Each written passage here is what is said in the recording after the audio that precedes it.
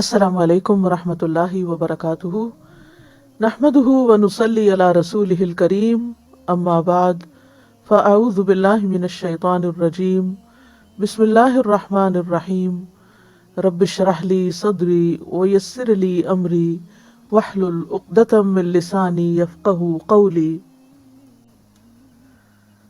انما المؤمنون الذین اذا ذکر اللہ وجلت قلوبہم وَإِذَا تُلِيَتْ عَلَيْهِمْ آيَاتُهُ زَادَتْهُمْ إِيمَانًا وَعَلَى رَبِّهِمْ يَتَوَكَّلُونَ الَّذِينَ يُقِيمُونَ الصَّلَاةَ وَمِمَّا رَزَقْنَاهُمْ يُنْفِقُونَ أُولَئِكَ هُمُ الْمُؤْمِنُونَ حَقًّا لَهُمْ دَرَجَاتٌ عِندَ رَبِّهِمْ وَمَغْفِرَةٌ وَرِزْقٌ كَرِيمٌ۔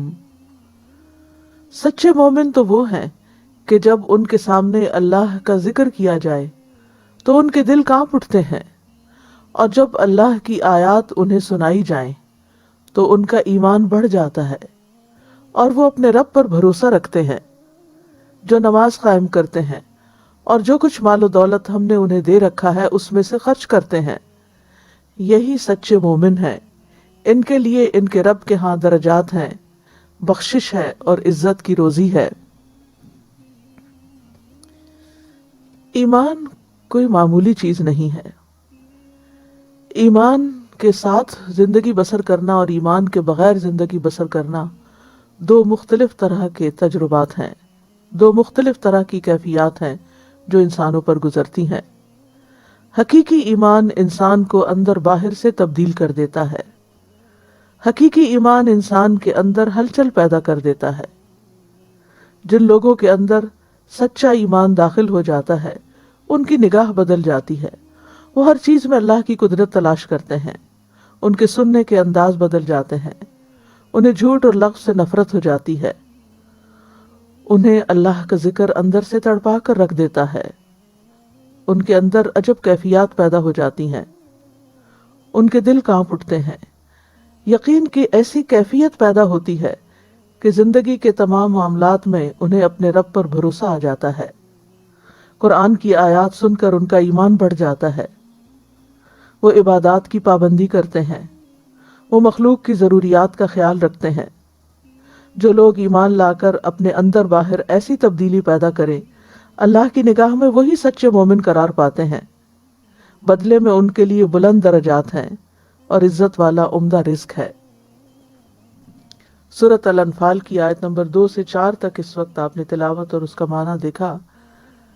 انما المؤمنون الذین اذا ذکر اللہ وجلت قلوبہم، کہ یقیناً مومن تو وہی لوگ ہوتے ہیں، یعنی ایمان تو انہی کا سچا ہے کہ اذا ذکر اللہ، جب اللہ کا ذکر کیا جاتا ہے، وجلت قلوبہم، تو ان کے دل کانپ اٹھتے ہیں، وہ ایسے ہی بیٹھے نہیں رہ جاتے، وہ سنی انسنی نہیں کر دیتے، اللہ کا ذکر ان کے اندر ایک تبدیلی پیدا کر دیتا ہے۔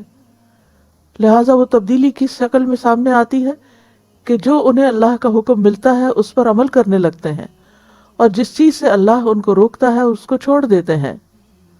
سفیان ثوری کہتے ہیں، میں نے سدی کو کہتے ہوئے سنا، یہ مفسر ہیں، اس سے مراد وہ آدمی ہے جو ظلم یا نافرمانی کرنا چاہتا ہو تو اس سے کہا جاتا ہے کہ اللہ سے ڈر جاؤ، تو اس کا دل ڈر جاتا ہے، اس کا دل ڈر جاتا ہے، وہ اللہ کا ذکر غافلوں کی طرح نہیں سنتے۔ اللہ کی عظمت سے ان کے دل کے اندر ایک کپکپی طاری ہو جاتی ہے۔ زجاج کہتے ہیں کہ جب اللہ کی عظمت اور اس کی قدرت اور اس چیز کا ذکر کیا جاتا ہے جس کی وجہ سے اللہ کی نافرمانی کرنے والوں کو ڈرایا جاتا ہے تو ان کے دل ڈر جاتے ہیں، ایسے لوگ اللہ کی نافرمانی چھوڑ دیتے ہیں۔ سدی کہتے ہیں کہ اس سے مراد وہ شخص ہے جو نافرمانی کا ارادہ کرتا ہے کہ کوئی گناہ کا کام کروں، لیکن جب اللہ کی یاد ان کے دل میں آتی ہے تو وہ اس گناہ سے کنارہ کشی اختیار کر لیتا ہے، اس گناہ کو چھوڑ دیتا ہے۔ تو وجلت قلوبہم میں دو چیزیں آتی ہیں، ایک ہے دل کا ڈر جانا، دوسرے ہے دل میں رقت پیدا ہو جانا، دلوں کا نرم پڑ جانا۔ اللہ کا ذکر ہے ہی ایسی عظمت والی چیز کہ اگر وہ کسی پہاڑ پر اتارا جاتا، یعنی اللہ کا کلام اللہ کا ذکر کی سب سے بڑی شکل ہے، تو وہ پہاڑ ریزہ ریزہ ہو جاتا۔ سورۃ الحشر میں اللہ تعالیٰ فرماتے ہیں لو انزلنا هذا القرآن على جبل لرأيته خاشعا متصدعا من خشية الله وتلك الامثال نضربها للناس لعلهم يتفکرون۔ اگر ہم اس قرآن کو کسی پہاڑ پر اتارتے تو یقیناً تم دیکھتے کہ وہ اللہ کے ذکر سے پست ہونے والا، ٹکڑے ٹکڑے ہو جانے والا ہے۔ اور یہ مثالیں ہم ان لوگوں کے لیے بیان کرتے ہیں کہ وہ غور و فکر کرے۔ یعنی قرآن کسی پہاڑ پر نازل ہو تو اس کو ریزہ ریزہ کر دیتا ہے۔ اسی طرح جب سچے مومن کے دل پر قرآن اترتا ہے تو اس کے اندر بھی عاجزی پیدا ہوتی ہے۔ پہاڑ کے گرنے کا مطلب کیا ہے؟ ٹوٹنے کا مطلب کیا ہے؟ کہ وہ ٹوٹ کر عاجزی اختیار کرتا ہے۔ اسی طرح بندہ مومن بھی عاجزی اختیار کرتا ہے، اس کے اندر ایک نرمی پیدا ہوتی ہے، ایک سکون اور وقار آ جاتا ہے۔ اہل ایمان کو یہ نصیحت کی گئی ہے کہ وہ اللہ کا ذکر سننے کے بعد اپنے اندر تبدیلی پیدا کریں۔ الم یأن للذین آمنوا ان تخشع قلوبهم لذکر اللہ وما نزل من الحق ولا يكونوا كالذین اوتوا الکتاب من قبل فطال علیہم الامد فقست قلوبهم وکثیر منهم فاسقون۔ جو لوگ ایمان لائے ہیں کیا ان کے لیے ایسا وقت نہیں آیا کہ اللہ کے ذکر سے اور جو حق نازل ہوا ہے اس سے ان کے دل جھک جائیں؟ یعنی اگر پہاڑ جھک سکتا ہے تو ایمان والوں کے دل کیوں نہیں جھکتے؟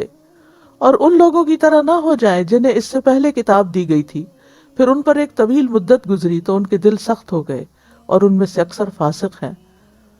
اہل کتاب کے ساتھ یہ ہوا تھا کہ عرصہ دراز تک کتاب کے ساتھ تعلق رکھنے کے بعد جب اس سے نصیحت دینا چھوڑ دی تو ان کے دل سخت ہو گئے۔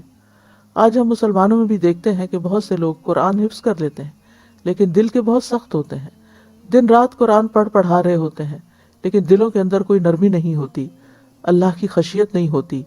ہم سے مطلوب کیا ہے کہ قرآن سنتے وقت ہمارے دل میں اللہ کا ڈر پیدا ہو۔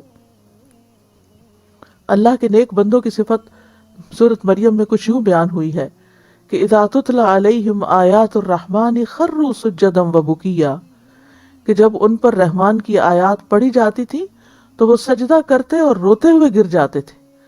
ہمیں اپنے آپ کا جائزہ لینا چاہیے کہ کیا قرآن سنتے وقت ہمارے اندر بھی یہ کیفیت پیدا ہوئی؟ سوچیں اپنی پچھلی زندگی کے بارے میں کہ آج تک کتنی آیات نے آپ کو رلا دیا اور کتنی آیات نے آپ کو سجدے میں گرا دیا اور واقعی آپ کے دل کے اندر خشوع و خضوع پیدا ہوا۔ یہ کتاب عام کتابوں کی طرح نہیں ہے، یہ کوئی درسی یا کوئی ٹیکسٹ بک نہیں ہے کہ جس کو پڑھ کر صرف ایک امتحان دے دیا جائے اور اس کے بعد کتاب بند کر کے رکھ دی جائے۔ یہ تو دل پر اترا ہے محمد صلی اللہ علیہ وسلم کے، اور اسے دل پر ہی لینے کی ضرورت ہے، اور اس کو سن کر ہمارے اندر ایک رقت طاری ہو جانی چاہیے۔ سورۃ الزمر میں اللہ تعالیٰ فرماتے ہیں اللہ نزل احسن الحدیث کتابا متشابہا مثانیہ تقشعر منہ جلود الذین یخشون ربہم ثم تلین جلودہم وقلوبہم الی ذکر اللہ ذالک ھدی اللہ یہدی بہ من یشاء ومن یضلل اللہ فما لہ من ہاد۔ اللہ نے سب سے اچھی بات نازل فرمائی، ایسی کتاب جو آپس میں ملتی جلتی ہے، ایسی کتاب جو بار بار دہرائی جانے والی ہے، یعنی اس کی آیات بار بار دہرائی جاتی ہیں۔ اس سے یعنی اس کتاب کو پڑھنے سے ان لوگوں کی کھالوں کے رونگٹے کھڑے ہو جاتے ہیں جو اپنے رب سے ڈرتے ہیں۔ ہم سب کو بھی ان آیات کی روشنی میں اپنا جائزہ لینا ہے کہ ہماری کیفیت کیا ہوتی ہے۔ پھر ان کی کھالیں اور ان کے دل اللہ کے ذکر کی طرف نرم ہو جاتے ہیں، یعنی ان کے اندر نرمی پیدا ہو جاتی ہے۔ یہ اللہ کی ہدایت ہے جس کے ساتھ وہ جسے چاہتا ہے راہ پر لے آتا ہے، اور جسے اللہ گمراہ کر دے تو اسے کوئی راہ پہ لانے والا نہیں۔ قرآن سنتے وقت آنسو بھی بہنے چاہیے۔ سورۃ المائدہ میں آتا ہے وَإِذَا سَمِعُوا مَا أُنزِلَ إِلَى الرَّسُولِ تَرَى أَعْيُنَهُمْ تَفِيضُ مِنَ الدَّمْعِ مِمَّا عَرَفُوا مِنَ الْحَقِّ يَقُولُونَ رَبَّنَا آمَنَّا فَاكْتُبْنَا مَعَ الشَّاهِدِينَ۔ یہ نجاشی اور اس کے ساتھیوں کا ذکر ہو رہا ہے کہ جب انہوں نے سنا جو رسول پر نازل ہوا تو آپ دیکھتے کہ ان کی آنکھیں آنسوں سے بہہ رہی ہوتی ہیں، یعنی انہوں نے قرآن سنا جب جعفر بن ابی طالب نے ان کے سامنے سورت مریم پڑھی تو ان کے آنسو بہنے لگے، اس وجہ سے کہ انہوں نے حق کو پہچان لیا۔ کہتے ہیں اے ہمارے رب، ہم ایمان لے آئے، سو ہمیں شہادت دینے والوں کے ساتھ لکھ لے۔ یعنی ان کے اندر ایک تبدیلی پیدا ہوئی۔ تو قرآن پڑھ کر جس شخص کے اندر تبدیلی پیدا نہیں ہوتی، جس کے اخلاق نہیں بدلتے، جس کے معاملات درست نہیں ہوتے، تو پھر اس کے لیے قرآن پڑھنا نہ پڑھنے سے، اس کے لیے قرآن پڑھا اور نہ پڑھا برابر ہو جاتا ہے۔ وہ پھر اس کو ایک عام کتاب کی طرح لیتا ہے جس کا اس کے دل پر کوئی اثر نہیں ہوتا۔ تو ہم میں سے ہر شخص کو اپنے ایمان کا جائزہ لینا چاہیے کہ ہم کہاں پر ہیں اور قرآن ہماری زندگی میں کتنی تبدیلی لاتا ہے۔ خود نبی صلی اللہ علیہ وسلم کی کیفیت کیا ہو جاتی تھی جب وہ کسی سے قرآن سنتے تھے؟ اس بارے میں عبداللہ بن مسعود کہتے ہیں کہ رسول اللہ صلی اللہ علیہ وسلم نے فرمایا، مجھے قرآن پڑھ کر سناؤ۔ میں نے کہا، میں آپ کو پڑھ کر سناؤں جبکہ وہ آپ ہی پر نازل ہوا ہے؟ آپ نے فرمایا، میں اپنے علاوہ دوسرے سے سننے کا شوق رکھتا ہوں۔ وہ کہتے ہیں چنانچہ میں نے سورۃ النساء پڑھنی شروع کر دی۔ جب میں اس آیت پہ پہنچا، فَكَيْفَ إِذَا جِئْنَا مِن كُلِّ أُمَّةٍ بِشَهِيدٍ وَجِئْنَا بِكَ عَلَىٰ هَٰؤُلَاءِ شَهِيدًا، تو میں نے دیکھا کہ آپ کی آنکھوں سے آنسو بہ رہے تھے۔ ہم تلاوت سنتے ہوئے کتنے آنسو بہاتے ہیں اور کتنی بار ہمارے اوپر ایسی کیفیات طاری ہوتی ہیں۔ اللہ کا ذکر سن کر تو مسجد نبوی میں کھجور کے درخت کا وہ تنا جو آپ کے ممبر کے طور پر کام کرتا تھا، وہ کس قدر خوش ہوتا، اور جب آپ کے لیے نیا ممبر بنا دیا گیا اور آپ صلی اللہ علیہ وسلم نے اس پر خطبہ دینا چھوڑ دیا، تو اس کھجور کے تنے سے بچے کے رونے کی طرح آواز آنے لگی جب آپ صلی اللہ علیہ وسلم نے جمعے کے دن دوسرے ممبر کو استعمال کیا۔ تو نبی صلی اللہ علیہ وسلم ممبر سے اترے اور اسے اپنے گلے سے لگا لیا، اور وہ اس بچے کی طرح ہچکیاں بھرنے لگا جسے چپ کرایا جاتا ہے۔ آپ نے فرمایا کہ یہ تنا اس لیے رو رہا تھا کہ وہ اللہ کے اس ذکر کو سنا کرتا تھا جو اس کے قریب ہوتا تھا۔ اگر ایک تنے کی حالت یہ ہوتی ہے تو ہماری حالت پھر کیا ہے؟ وہ بہتر ہے یا ہم بہتر ہے؟ لیکن جن کے دل سخت ہو جائیں ان کے دلوں پر قرآن اثر نہیں کرتا، اور ایسے لوگوں کی قرآن مجید میں مذمت کی گئی ہے۔ فَوَيْلٌ لِّلْقَاسِيَةِ قُلُوبُهُم مِّن ذِكْرِ اللَّهِ أُولَٰئِكَ فِي ضَلَالٍ مُّبِينٍ، پس ان کے لیے ہلاکت ہے جن کے دل اللہ کی یاد کی طرف سے سخت ہیں، یہ لوگ صریح گمراہی میں ہیں۔ معاذ بن جبل کہتے ہیں، ان قریب یہ قرآن کچھ لوگوں کے سینوں میں بوسیدہ ہو جائے گا جیسے کپڑا بوسیدہ ہو کر پھٹ کر گر جاتا ہے۔ وہ قرآن کو پڑھیں گے لیکن اس میں کوئی لطف اور لذت نہیں پائیں گے، یعنی قرآن پڑھ کر انہیں کوئی مزہ نہیں آئے گا۔ آج کل الحمدللہ رمضان کے دن ہیں، ہم میں سے ہر شخص اپنی وسعت بھر زیادہ قرآن سے تعلق رکھنے کی کوشش کر رہا ہے، اور ہمیں دیکھنا چاہیے کہ خود قرآن کی تلاوت کرتے ہوئے، اس کا فہم جانتے ہوئے، تراویح میں سنتے ہوئے، یعنی کبھی ہم پڑھ رہے ہوتے ہیں، کبھی ہم سن رہے ہوتے ہیں، کبھی ہم اس کو سمجھ رہے ہوتے ہیں، تو ان اوقات میں ہمارے دلوں کی کیفیات کیا ہوتی ہیں؟ کہتے ہیں کہ 3 اوقات میں اپنے دلوں کا جائزہ لو، ایک قرآن سنتے وقت، اور ایک تنہائی کے اوقات میں، اور ایک اللہ کے ذکر کے وقت ہماری کیفیت کیا ہوتی ہے۔ اگر ہمارا دل نہ بدلے اور ہمارے دل پہ کچھ اثر نہ ہو تو اس کا مطلب ہے کہ سینے میں دل نہیں پتھر ہے، واقعی پھر دل سخت ہو چکا ہے۔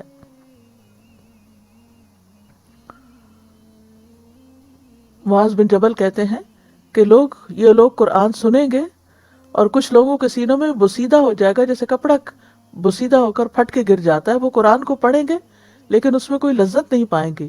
وہ بھیڑیوں کے دلوں پر بھیڑوں کی کھالیں پہن لیں گے، یعنی ان کا ظاہر بس بدلے گا، اندر نہیں۔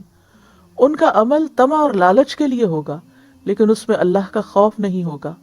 اگر وہ عمل میں کوتاہی کریں گے تو کہیں گے عنقریب ہم جنت تک پہنچ جائیں گے، اور اگر وہ برے عمل کریں گے تو کہیں گے ہمیں معاف کر دیا جائے گا، ہم اللہ کے ساتھ کسی کو شریک تو نہیں ٹھہراتے۔ یعنی نہ انہیں اپنے گناہوں سے ڈر لگے گا اور نہ ہی اپنے عمل میں کوتاہی پر کوئی فکر ہوگی۔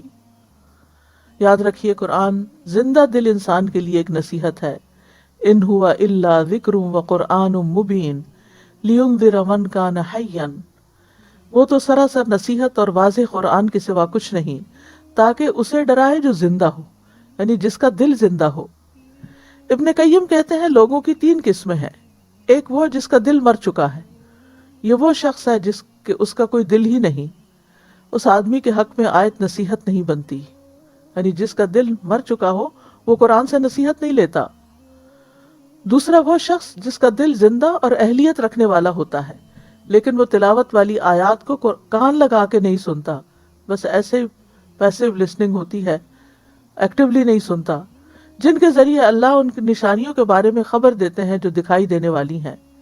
یا تو وہ آیات اس تک پہنچی ہی نہیں یا اس تک پہنچی ہے لیکن اس کا دل ان آیات سے ہٹ کر کسی اور چیز میں مشغول تھا اور اس کا دل غیر حاضر ہے، اسے بھی نصیحت نہیں ہوتی حالانکہ اس میں اہلیت ہے اور اس کا دل موجود ہے.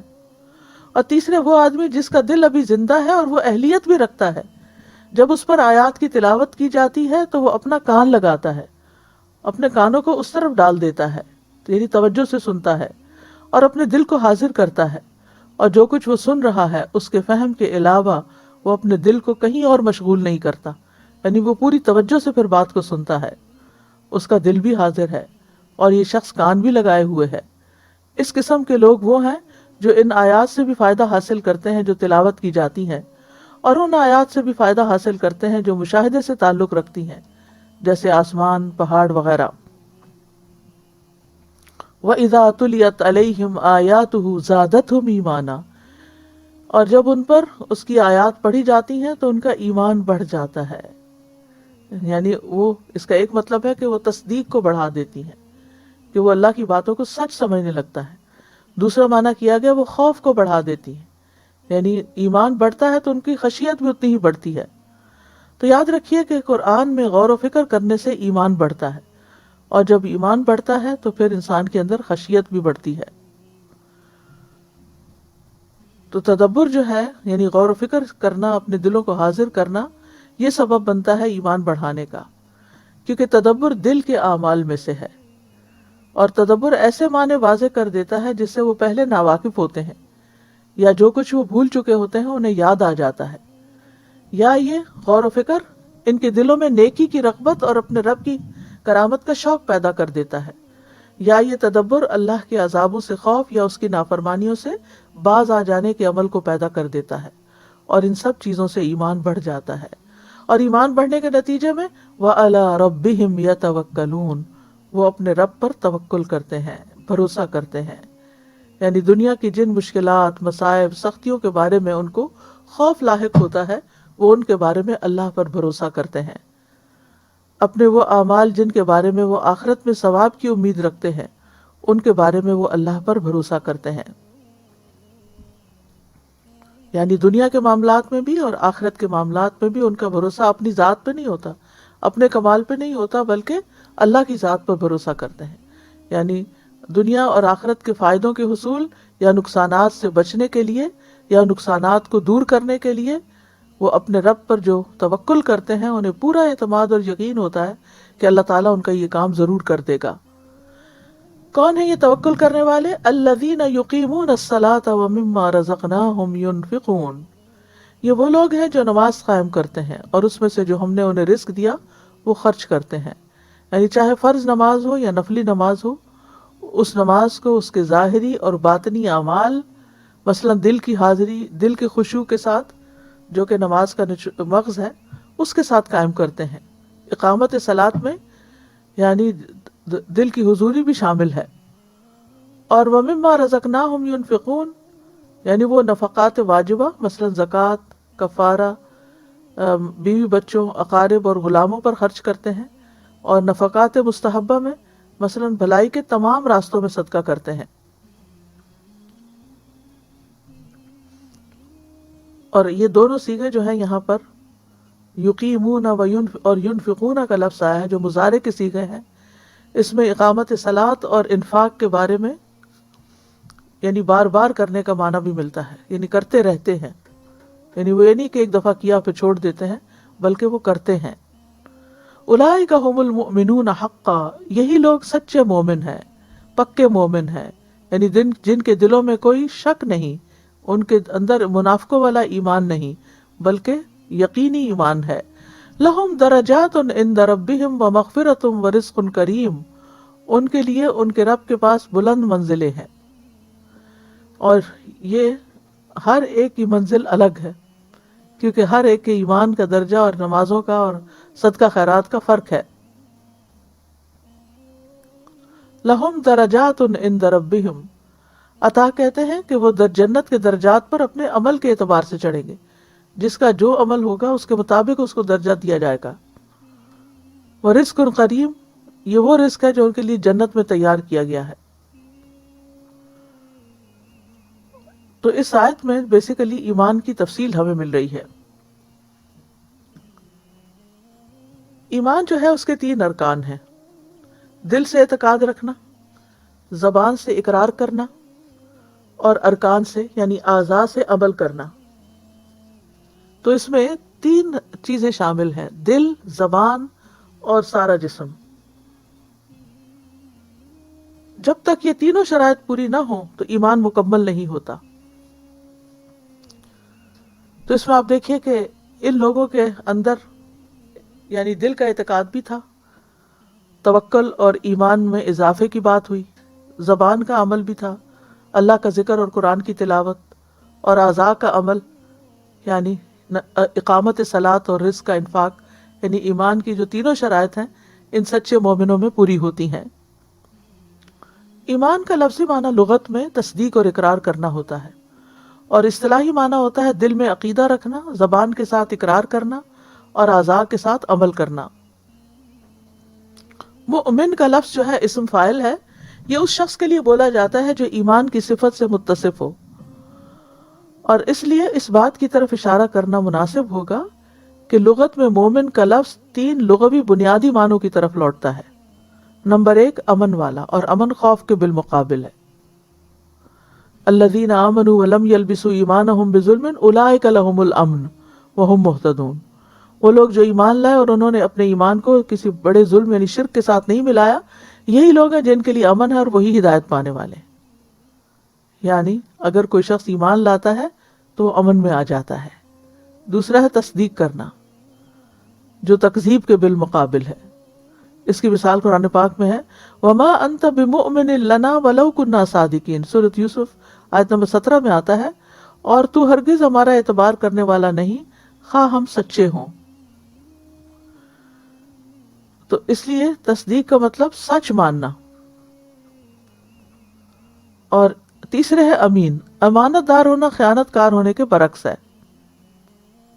اور یہ اللہ سبحانہ تعالیٰ کی یعنی اس میں انسان اللہ سبحانہ تعالیٰ کے ساتھ خیانت نہیں برتتا، بلکہ جو اسے حکم ملتا ہے وہ بجا لاتا ہے۔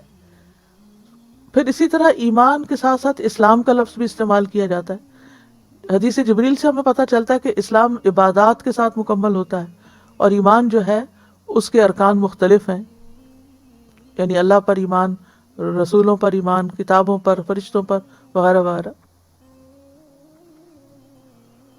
پھر اسی طرح یہ کہ انسان اسلام میں داخل ہوتا ہے تو پھر جب وہ اس پر عمل کرتا ہے تو ترقی کرتے کرتے ایمان کے مرتبے تک اور اعلیٰ مرتبے تک پہنچتا ہے، جس کے لیے یہ وعدہ کیا گیا کہ لہم درجات، یعنی جیسا جیسا اس کا عمل ہوگا ویسے ویسے اس کے درجات ہوں گے۔ جس درجے کا ایمان ہوگا اس درجے کا جنت میں درجہ دیا جائے گا۔ یہ بھی یاد رکھیے کہ ایمان گھٹتا اور بڑھتا رہتا ہے، کیونکہ یہاں پر آتا ہے زادتہم ایمانا، آیات کی تلاوت ان کا ایمان بڑھا دیتی ہیں، یعنی پہلے سے زیادہ ان کا ایمان ہو جاتا ہے۔ سورۃ توبہ میں آتا ہے وَإِذَا مَا أُنزِلَتْ سُورَةٌ فَمِنْهُمْ مَن يَقُولُ أَيُّهُمْ زَادَتْهُ هَٰذِهِ إِيمَانًا، اور جب بھی کوئی سورت نازل کی جاتی ہے تو ان میں سے کچھ لوگ ایسے ہیں جو کہتے ہیں کہ اس نے تم میں سے کس کو ایمان میں زیادہ کیا ہے، یعنی کس نے ایمان بڑھا دیا، اور یہ منافقین کہا کرتے تھے، یعنی وہ بھی جانتے تھے کہ ایمان جو ہے وہ بڑھتا ہے۔ پھر اسی طرح علماء کا بھی اس پر اجماع ہے۔ امام بخاری کہتے ہیں کہ میں مختلف شہروں میں 1000 سے زیادہ علماء سے ملا، میں نے ان میں سے کسی ایک کو اس مسئلے میں اختلاف کرتے ہوئے نہیں پایا کہ ایمان قول اور عمل دونوں کا نام ہے، اور اس میں اضافہ بھی ہوتا ہے اور کمی بھی ہوتی ہے۔ اضافہ کس چیز سے ہوتا ہے؟ اللہ کی اطاعت سے ایمان بڑھتا ہے اور گناہوں سے گھٹتا ہے۔ ابن تیمیہ کہتے ہیں اہل سنہ کے اصولوں میں سے ہے کہ دین اور ایمان قول اور عمل کا نام ہے۔ دین اور ایمان قول اور عمل ہے، یہ صرف قول نہیں ہے۔ قول میں دل اور زبان سے اقرار ہے، اور عمل میں دل، زبان اور جوارح بھی شامل ہیں. اور پھر ایمان کی کئی شاخیں ہیں، اور ان میں سب سے افضل جو ہے قول لا الہ الا اللہ ہے، اور سب سے ادنا درجہ ایمان کا راستے سے تکلیف دہ چیز ہٹانا ہے، اور حیا بھی ایمان کی ایک شاخ ہے. پھر اسی طرح ایمان کے مختلف درجات کے مطابق ہی انسان کے اعمال ہوتے ہیں، اور جس کا ایمان مضبوط ہوتا ہے اس کے عمل بھی بہتر ہوتے ہیں. رسول اللہ صلی اللہ علیہ وسلم نے فرمایا طاقتور مومن کمزور مومن سے بہتر ہے. یعنی اس میں طاقت، جسمانی طاقت کی بات نہیں ہو رہی، وہ بھی شامل ہو سکتی ہے لیٹر آن، لیکن ایمان کی طاقت کی طرف اشارہ ہے، اور اللہ کو زیادہ محبوب ہے، اور ہر ایک میں خیر موجود ہے. اسی طرح ایمان کی تجدید نہ کی جاتی رہے تو دل پر سیاہ نقطہ آ جاتا ہے، اور پھر وہ سارا دل سیاہ ہو جاتا ہے، اور انسان کے لیے زندگی میں کوئی رونق نہیں رہتی. تو اس لیے بہت ضروری ہے کہ انسان اپنے ایمان کو قوی کرنے کی کوشش کرتا رہے. تو پھر اسی طرح یہ ہے کہ صحابہ ایمان کی کمی کا خوف رکھتے تھے اپنے اندر، کہ کہیں ہمارے کسی عمل سے ہمارا ایمان کم نہ ہو جائے. ابن ابی ملیکہ کہتے ہیں کہ میں نبی صلی اللہ علیہ وسلم کے 30 صحابہ سے ملا، ان میں سے ہر ایک کو اپنے اوپر نفاق کا ڈر لگا ہوا تھا کہ کہیں میں منافق تو نہیں ہو گیا. ان میں سے کوئی یوں نہیں کہتا تھا کہ میرا ایمان جبرائیل اور میکائیل کے ایمان جیسا ہے. تو صحابہ جو تھے اس فکر میں کہ کوئی ہم سے دکھاوا نہ ہو گیا ہو، کوئی ریاکاری نہ ہو گئی ہو، یا یہ کہ ہم اپنے بیوی بچوں کے اندر مصروف ہو کر اللہ کو کم یاد کرتے ہیں تو کہیں ہم بھی منافقین کی صف میں شامل تو نہیں ہو گئے. اور اس کے بارے میں حضرت حنظلہ والا واقعہ آپ سب جانتے ہیں کہ انہوں نے یعنی کہ کہا کہ حنظلہ منافق ہو گیا. تو رسول اللہ صلی اللہ علیہ وسلم نے فرمایا کیا وجہ ہے؟ میں نے عرض کیا اللہ کے رسول ہم آپ کی خدمت میں ہوتے ہیں تو آپ ہمیں جنت اور دوزخ کی یاد دلاتے ہیں، یہاں تک کہ وہ آنکھوں دیکھے ہو جاتے ہیں. یعنی یوں لگتا ہے جیسے جنت بھی دیکھ رہے ہیں اور جہنم بھی دیکھ رہے ہیں. جب ہم آپ کے پاس سے چلے جاتے ہیں تو ہم اپنی بیویوں اور اولاد اور زمین کے معاملات میں مشغول ہو جانے کی وجہ سے بہت ساری چیزوں کو بھول جاتے ہیں. تو رسول اللہ صلی اللہ علیہ وسلم نے فرمایا اس ذات کی قسم جس کے ہاتھ میں میری جان ہے، اگر تم اسی کیفیت پر ہمیشہ رہو جس حالت میں میرے پاس آتے ہو تو ذکر میں مشغول ہوتے تو فرشتے تمہارے بستروں پر تم سے مصافحہ کرتے اور تمہارے راستوں میں بھی. لیکن اے حنظلہ وقت وقت کی بات ہے.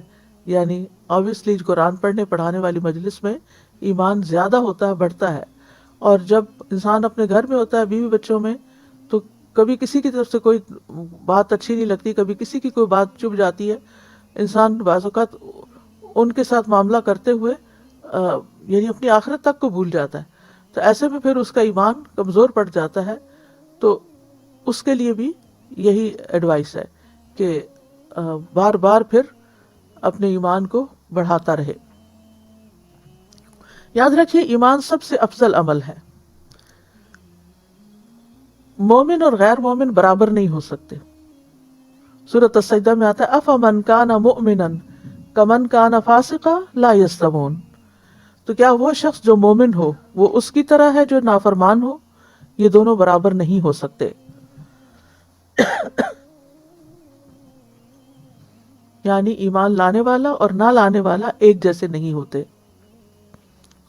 نہ ان کی زندگی ایک جیسی ہوتی ہے، نہ موت ایک جیسی ہوتی ہے، اور نہ موت کے بعد کے مراحل ایک جیسے ہوتے ہیں. ایمان والوں کو اللہ تعالیٰ سیدھے رستے کی رہنمائی کرتا رہتا ہے. وَإِنَّ اللَّهَ لَهَادِ الَّذِينَ آمَنُوا إِلَىٰ صِرَاطٍ مُسْتَقِيمٍ. اور بے شک اللہ ان لوگوں کو جو ایمان لائے یقیناً سیدھے رستے کی طرف ہدایت دینے والا ہے. پھر ایمان سے انسان کو روشنی ملتی ہے، اندھیروں سے نکلتا ہے. اللہ ولی الذین آمنوا یخرجہم من الظلمات الی النور.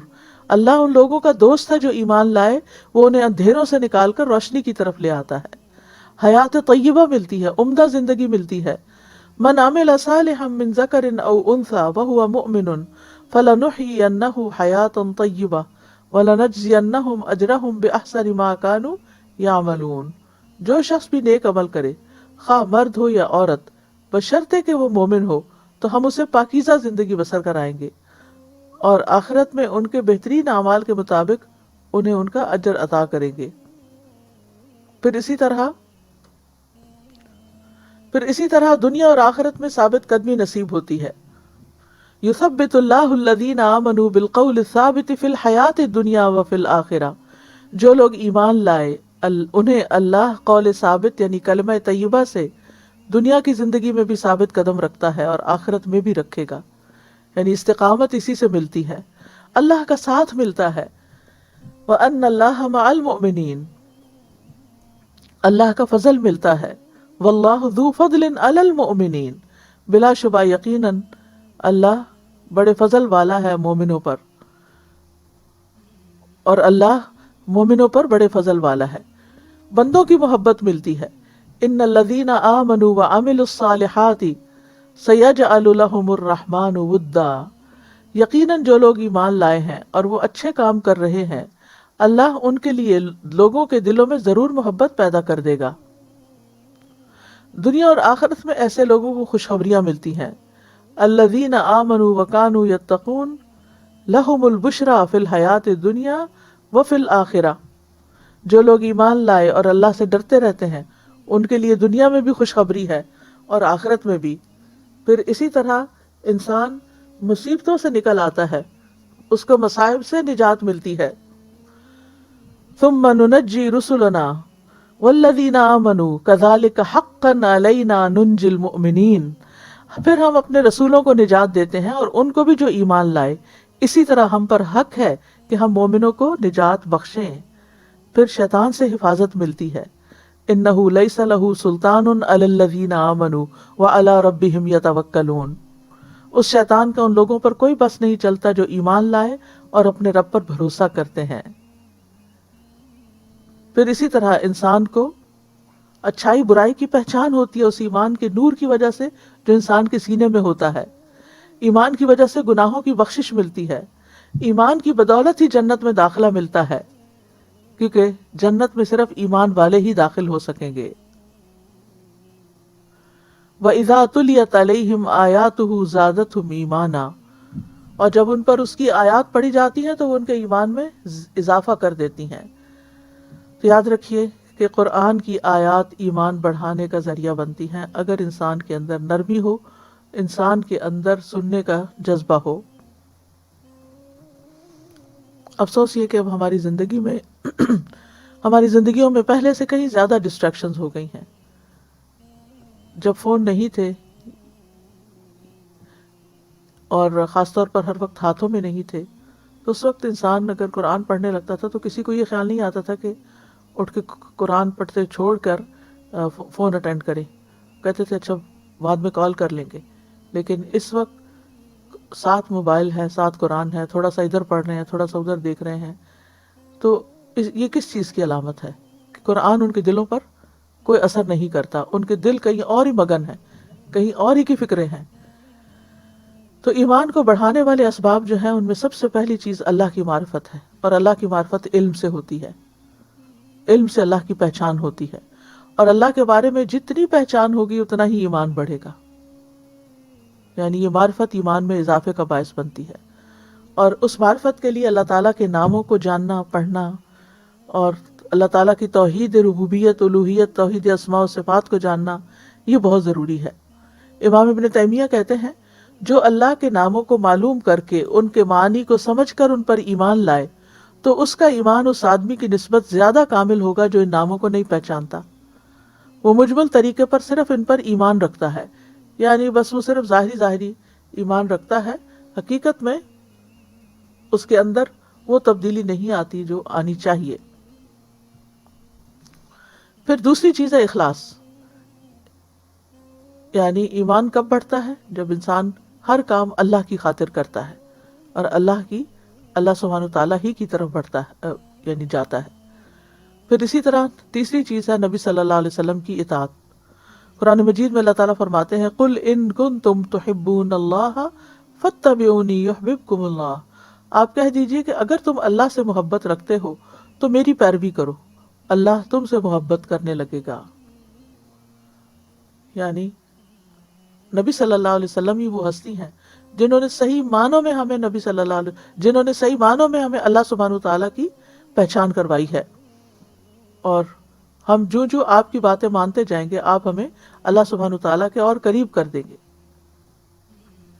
چوتھی چیز ہے کائنات میں غور و فکر۔ یہ بھی ایک بہت اہم وسیلہ ہے۔ انسان جب یکسوئی کے ساتھ کسی جنگل میں چلا جاتا ہے یا باہر جہاں پر یعنی نیچر میں بیسیکلی، تو آپ دیکھیں گے کہ اس شخص کے اندر بہت زیادہ اللہ کی یاد آتی ہے۔ جیسے حضرت داؤد علیہ السلام تھے، جب وہ اللہ کا ذکر کرتے تھے تو ان کے ساتھ پہاڑ اور پرندے بھی اللہ کا ذکر شروع کر دیتے تھے، یعنی بلند آواز میں جب وہ زبور پڑھا کرتے تھے تو وہ ظاہر ہے گھر کے اندر تو پرندے اور درخت اور پتھر اور یعنی پہاڑ وغیرہ نہیں ہوتے، تو اس کے لیے وہ باہر جاتے اور اللہ سبحانہ تعالیٰ کو پہچان کر اس کی کتاب کی آیات پڑھا کرتے تھے۔ پھر پانچویں چیز ہے قرآن سے گہرا تعلق۔ قرآن سے انسان کے ایمان میں اضافہ ہوتا ہے۔ جندب بن عبداللہ کہتے ہیں کہ ہم نے ایمان سیکھا، پھر ہم نے قرآن سیکھا، جس سے ہمارے ایمان میں دن بدن اضافہ ہوا۔ تو اس سے کیا پتہ چلتا ہے کہ قرآن سے ایمان میں اضافہ ہوتا ہے۔ ابن مسعود کہتے ہیں جس شخص میں 3 باتیں پائی جاتی ہوں اللہ اس کے دل کو ایمان سے بھر دیتا ہے۔ نمبر 1 عالم کی صحبت، نمبر 2 قرآن کی تلاوت، اور نمبر 3 روزے رکھنا۔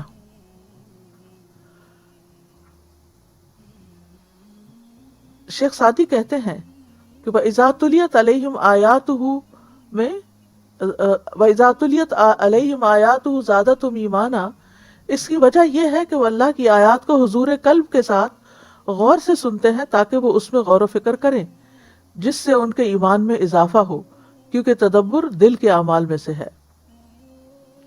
اسی طرح وہ معنی بھی واضح ہو جاتے ہیں جن سے وہ لا علم ہوتے ہیں، اور ان کو ان امور کی یاد دہانی ہو جاتی ہے جس کو وہ فراموش کر چکے ہوتے ہیں۔ ان کے دلوں میں نیکیوں کی رغبت پیدا ہو جاتی ہے، یعنی ایمان بڑھنے کا مطلب یہ ہے کہ نیکیوں میں اور عمل صالح میں بھی ہم آگے بڑھیں، اور اپنے رب کے اکرام و تکریم کے حصول کا شوق پیدا ہو جاتا ہے، یا ان کے دلوں میں عذاب سے خوف اور نافرمانی سے ڈر پیدا ہو جاتا ہے، اور ان کے ایمان سے اور ان تمام امور سے انسان کا ایمان بڑھتا ہے۔ پھر قرآن مجید میں تدبر کرنا۔ قرآن مجید میں تدبر سے انسان دوسروں کی بات بھی آسانی سے سمجھ جاتا ہے، اور اس میں ہم دیکھتے ہیں کہ جو شخص اللہ کے کلام میں غور کرتا ہے اس کو پہچان لیتا ہے، اس کی قدرت کو پہچان لیتا ہے، اور وہ مومنوں پر اس کی عظیم مہربانی کو پہچان لیتا ہے، اور اللہ نے جو عبادت اس پر فرض کی ہے اس کو جان لیتا ہے اور اس کو اپنے اوپر فرض قرار دیتا ہے۔ پھر ان باتوں سے بھی بچتا ہے جس سے اس کے مالک نے ان کو روکا ہے، اور ان کاموں میں رغبت کرتا ہے جس کی اللہ نے ترغیب دی ہے۔ جب یہ کام انسان کرنے لگتا ہے تو خود بخود دل میں اللہ کی محبت آ جاتی ہے۔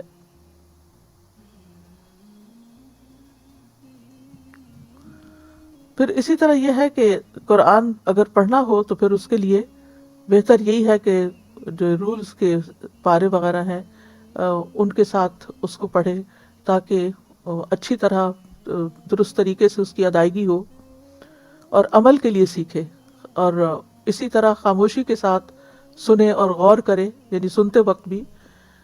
پھر اسی طرح انسان جب پڑھے تو سوچے میں اللہ کا کلام پڑھ رہا ہوں، اور جب سچے لوگوں کا ذکر آئے تو انسان اپنے اندر دعا مانگے کہ اللہ ہمیں بھی ان میں شامل کر دے، اور جب جھوٹے اور جھوٹ بولنے والوں کا ذکر آئے تو اس وقت انسان کا رویہ کیا ہو کہ وہ اللہ تعالیٰ کے اس خطاب کو ذہن میں رکھے اور اپنے ساتھ عہد کرے کہ میں ایسا عمل نہیں کروں گا۔